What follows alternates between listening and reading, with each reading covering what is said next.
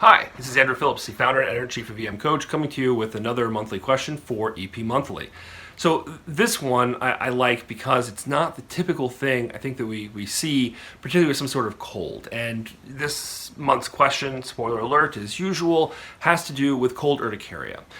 And the difference between that and chilblains is a little bit subtle, but when you think about it, not really so much. The thing with the cold urticaria is that if it walks like a duck and it quacks like a duck, it's a duck. So you look at our picture, right, at the question, and it clearly looks like urticaria. You have those erythematous wheels, and it's just in that layout that just it looks like an urticaria, right? They usually come with the pruritus and such.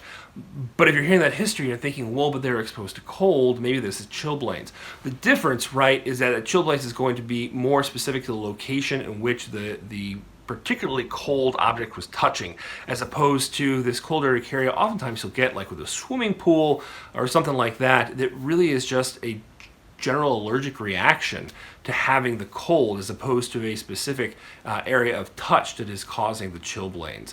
The chilblains is going to look much more like an early frostbite, like an early stage 1 frostbite, than the urticaria with the different locations of the humps, the bumps, and the wheels that you see with urticaria.